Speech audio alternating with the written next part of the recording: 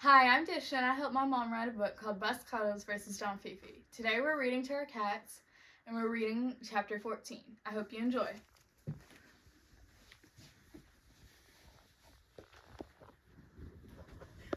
Desiree. Species, white feline. Age, 2. Occupation, Fifi's right-hand pet, mistress.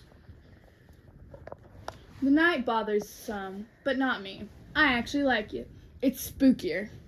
It instills more fear in the weak. The only problem with that is when your partner is a fraidy lizard, you end up working alone. Not that I minded, but sometimes it'd be nice to have company. Tonight I convinced Fifi to work alone and not have to drag Clay with me. He was useless anyway. Yeah, I might have a soft spot for the guy when it came down to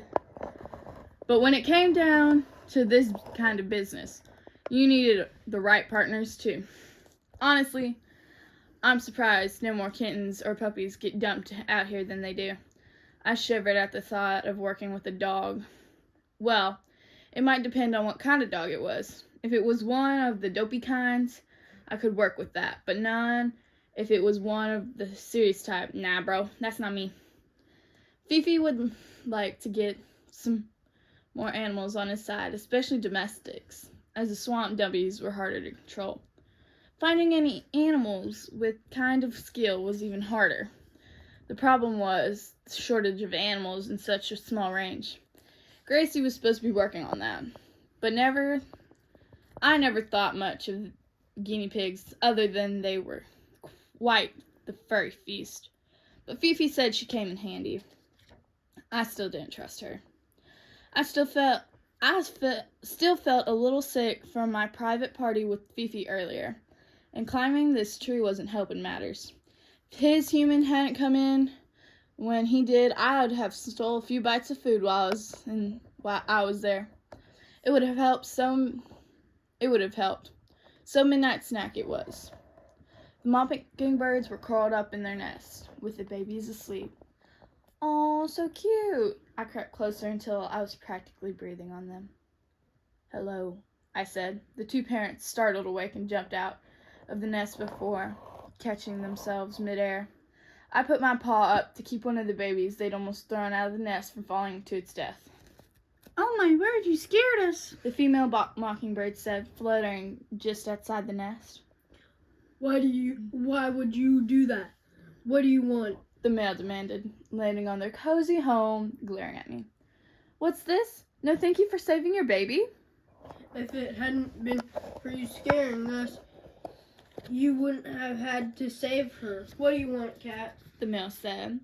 While he was trying to put on a show for his family that he wasn't afraid, I could see his chest heaving more than it should. I just wanted to have a little chat, I said, stretching out on the branch. In the middle of the night? That's ridiculous, the female said, still not landing. Women were always the smart ones. She was still safe from me, just out of range. Sure, why not? I asked. Just tell us what you want, the male demanded. Nothing much, just information. Did Snickers or Drake come by here today? No, I haven't seen either of them, the male bird said. That's funny. I thought I remembered them saying they'd drop by. We haven't seen them, the female spoke a little more harshly. Obviously, her safe distance from me gave her a false courage. Are you calling me a liar? I asked, loosening my grip on the baby that was awake, angry, and still on the edge of the nest. No, we were just telling you the truth, the male spoke up again with his eyes darting to the baby balancing it against my paw. What if I said I don't believe you?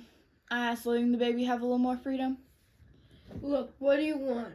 We haven't seen those two cats. If they said they were going to come by, they didn't, or they came while we're out foraging. The male sounded tired. The dog needs eyes. He sent me to ask you to help him. And what if we refuse? We don't want no part of your gang wars, the female said. Oops. I opened my paw completely and let the baby bird balance precariously on the edge of the nest. The female squawked in horror and dove toward the baby to knock it into the nest. I batted her away. She spiraled toward the ground unconscious. Now you see here, you fiend. The male turned on me and tried to peck at my arm with his beak. I popped him in the head. One wing out, he spiraled to the ground. I knocked the baby bird into the nest, hurried down the tree. They were just beginning to come when I got to the ground. Next time I come and expect information about Snickers, Drake, and Cuddles movement. If not, it won't be you two laying on the ground. The female mockingbird buried her face in her wings and started to cry. I was only a few feet away when a small flame flew close to my head. Drake. I turned in his direction. The flaming hairball was launched. "Well, hello, Drake," I purred. He was a Class A tomcat, a little furry for my taste, but I've never been terribly picky. "What can I do for you this evening?" Leave, you're on boss's turf. He stood on all fours, tailing the air like the general of an army. But looks were deceiving. I knew his weakness. All I needed to do was find one. Maybe a sleight of hand? I walked toward him unafraid. I was just out for a midnight stroll. What's the harm in that? I felt something beneath my back foot. Acorn? I kicked it to the side, hoping the movement would distract him. It didn't. Nice try, Desiree. I'm not as dumb as I look. He said stoically. I never said you looked dumb. In fact, I think you're pretty handsome. I was getting closer. I know Cuddles and Snickers think you're stupid. Always chasing the fabled light spot and all, but not me. I've always admired a man with ambition. I rubbed my head under his chin and felt him stiffen. I made sure the entire length of my tail touched him as I passed. You need to go home, Desiree. I don't want to hurt you. You? Hurt me? Please. I thought Snickers fought all your battles. Where is she? I heard the low growl in the back of his throat just before he turned and pounced on me. Arms around my neck, teeth on my ear. I batted at him, growled and hissed, but he wouldn't relent.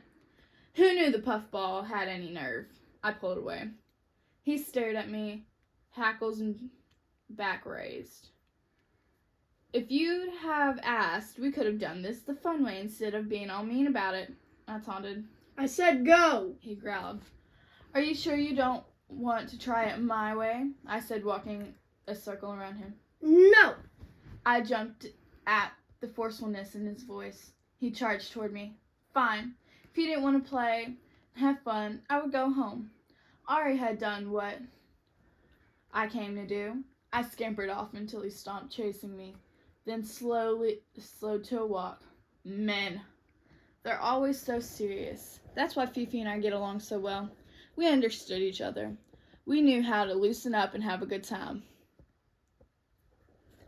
Thanks for listening. Hope you enjoyed, and we'll be back soon with chapter 15.